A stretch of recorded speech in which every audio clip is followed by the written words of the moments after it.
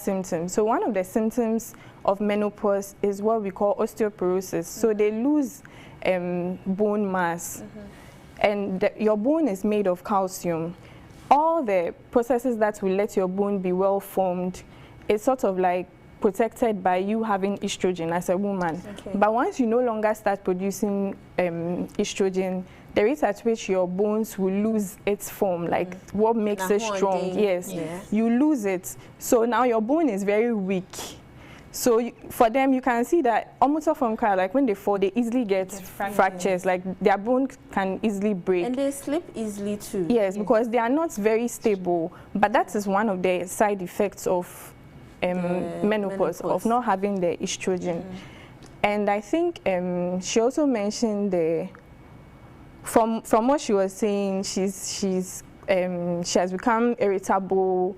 She's talking to everybody, shouting at everybody and forgetting names. So, like Abigail mentioned, one of the main symptoms of this whole menopause period is the hot flashes. Now, the hot flashes, some of them experience it. It basically starts like a burning sensation or intense sensation of heat in their chest. It will spread to the entire body. It can last anywhere from 2 to 4 minutes. For some women, they are lucky in that they just experience it about 3 or 4 times a month. But there are some people who experience it like every hour. Oh. Yes, and it's been found that it usually occurs a lot at night. Okay. So what happens is when it occurs at night, this hot flashes occurs with profuse sweating. They really sweat a lot. So imagine at night and suddenly you feel this intense heat, like you can't shake it off. Because the heat, like it's in you. Like you can't shake it off, you are sweating, they wake up and their bed is soaked. So sometimes they call it night sweat. It affects the quality of their sleep because you can't sleep well. Some of them can't sleep, some of them, it wakes them up and they can't sleep again. Okay. So imagine not sleeping constantly for a while. You start getting angry easily. Into any small thing, they just go off because they are on the edge, yes. And aside that, for some reason, it's been found that a lot of these women going through menopause have some cognitive impairments. We've not really been able to, so far research has not been able. What do you mean by cognitive impairment? So they have, yes, they have memory challenges, like short-term memory. That's why she's confusing people's names. She's forgetting the names of things. It's been found that around this menopause period, they have challenges with their cognition like that. But when you read further, you see that research has not really found the main cause, but it's been seen that it's seen in them. So yes, so there's an association. Okay. Yeah. So these are some of the symptoms. Okay. So if the estrogen not being available is what is causing women to get. It's what is causing women, not our women to get menopause. Is there a way we can help reduce some of these symptoms so that the quality of life for our mothers and subsequently ourselves will be better?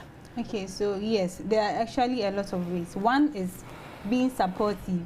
If you have supportive family members around that time, it's very good. It helps to reduce some of these symptoms, such as depression, which we forgot to mention as one of the symptoms of menopause.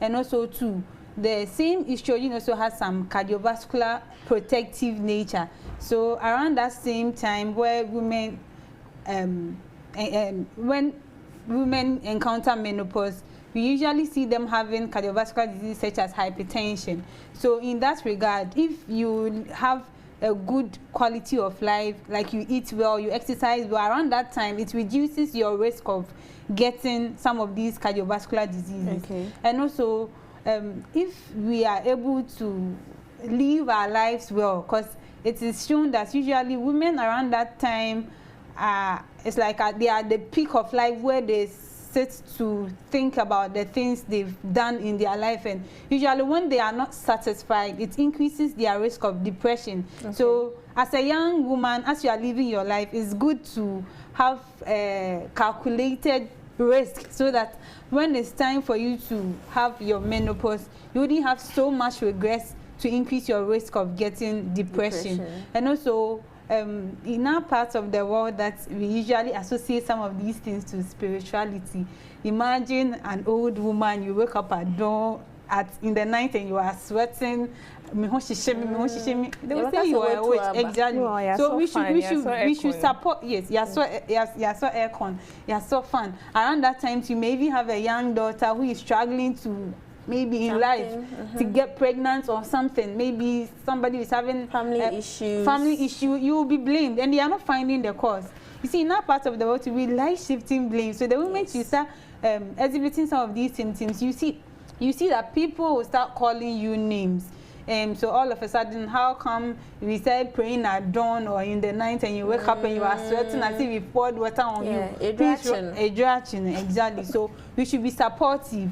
Too, we should, around this time that we have all the energies, we should eat well, we should exercise. So when it happens that way, when you get to your menopausal age, you realize that some of these effects are also reduced. And sometimes if it becomes so severe, then it will be very necessary that you talk to a psychologist, so that they can help you overcome some of these things. In other parts of the world, there are actually other treatments that I don't want to mention so that somebody will sit somewhere and self-medicate.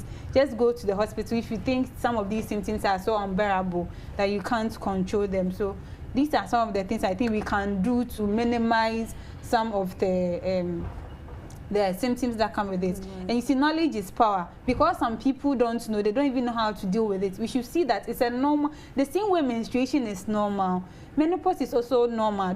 Though we have some abnormal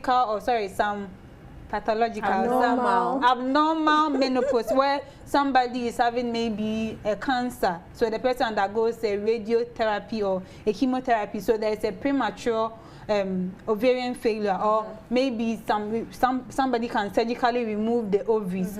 Apart from that, menopause is normal as menstruation. So when it happens, that we should see that the woman is also undergoing a normal phenomenon. It's physiological. It's part of us.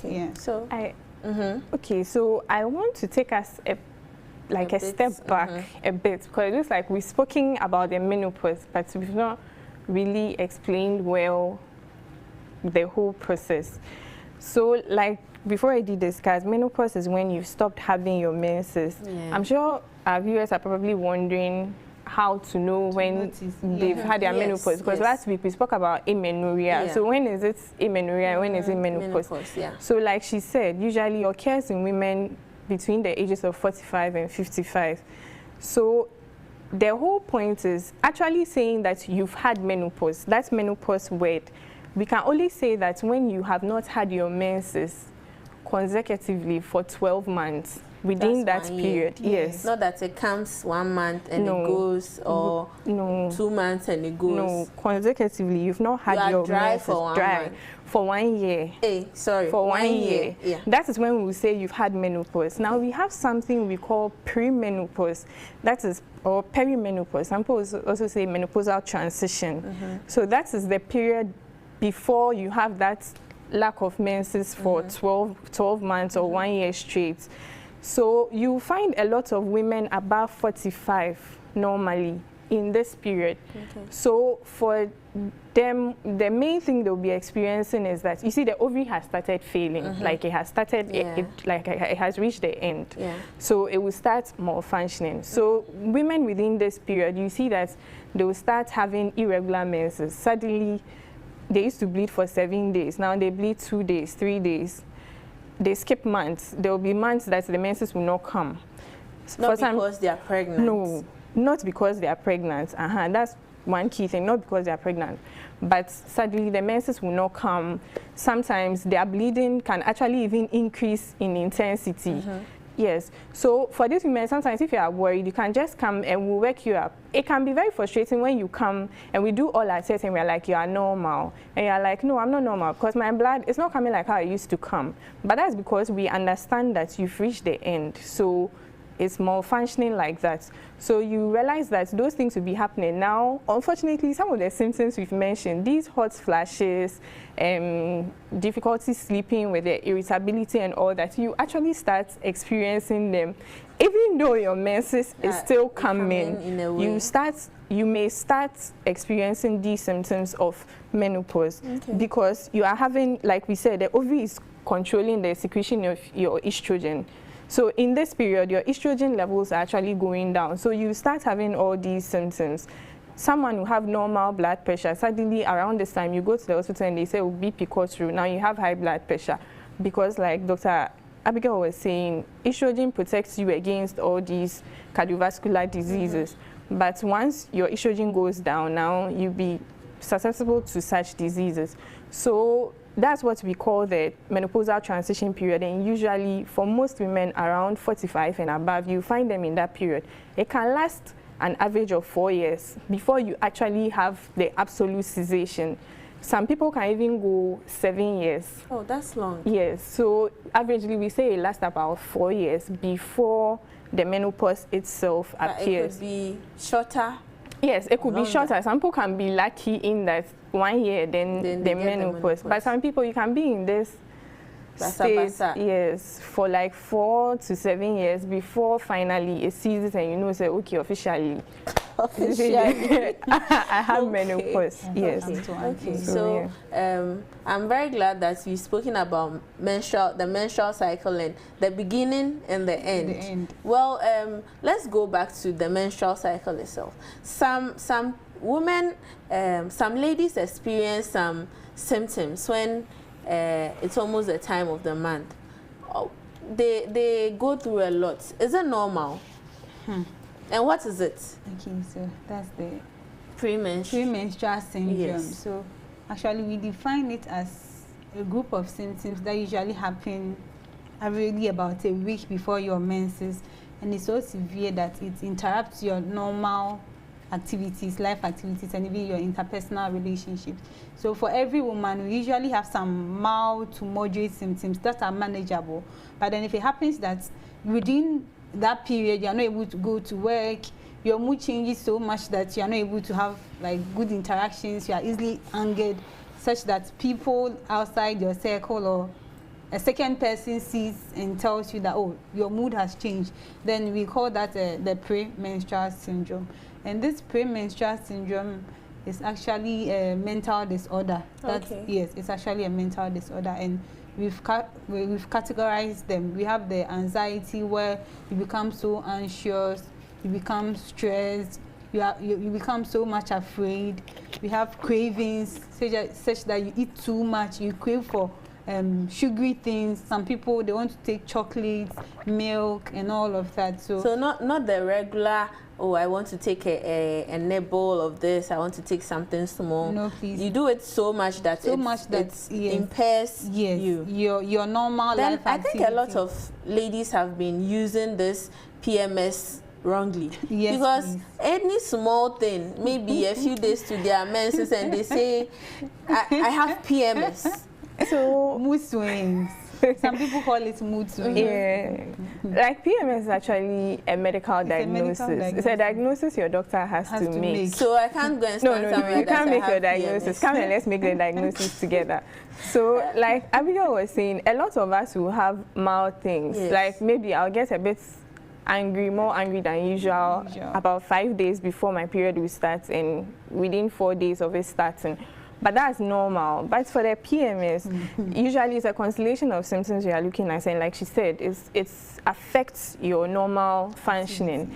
And for the emotional part, it's usually emotional and physical.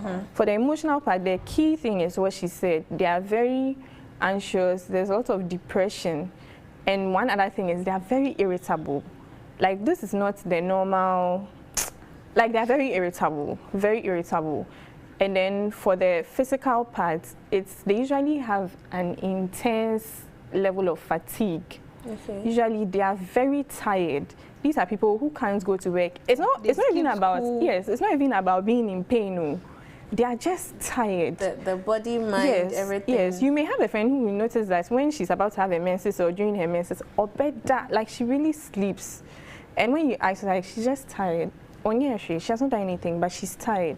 That's like, those are the ones we are talking about that will qualify as a diagnosis of premenstrual syndrome. So maybe you are out there and you think that you have some symptoms, and for the premenstrual syndrome, these are symptoms that have to occur for us to make the diagnosis. There are symptoms that have to have occurred consecutively for around the same time for 3 cycles. Okay. Consistently, sorry. So usually maybe you have some symptoms and you think they qualify. What we can advise is that you can get a period tracker, like, or a diary, and just every day be noting how you feel, what you felt. Just be noting it for 3 months. And if you come and we look through and we see repetitive patterns and they qualify for premenstrual syndrome, then we can make the diagnosis of premenstrual syndrome, but it's not a diagnosis you make at home like that. And some people also have more than 2 periods. No, not more than. Some people have more than 2 twice a month. Yes, okay. And some people actually have more than the 2. They have maybe 1st of the month it started, and probably around 5th it stopped, then 28th it started, but then somewhere around 16th, 14th they had some spotting. It's like in between that now we know that having 2 menses every month is normal. But then for some people they have some bleeding in between the menses. Is that also normal? And if it's not normal, what is it? How do we deal with it? So in between the menses, sometimes just before your menses, you can have what we call the spotting. So you can see that as a brownish discharge, which is normal, because usually at the very beginning of the menses and at the end, the volume of blood or the amount of blood you see decreases. So if it's usually around the time you're having your menses, it can be normal. You see it as spotting, a brownish discharge. And also at the end of the menses, the same way. So some people don't even go with the sanitary pads. Usually at the beginning, they get the spotting before they see that, oh, they'll be menstruating soon. Something can happen the day before the heavy menses comes, and it's normal. But if it's such that, you see, last week we advised that every lady should track their menses, and we taught how it should be done for 6 consecutive months, where you are not using any pill or contraceptive, so you track it. So that way, for you to know that it is intermenstrual bleeding, you have to know, you yourself, you know that, oh, this one, it was within 15 days, which is not normal. But if your cycle is maybe a 21-day cycle and around day 20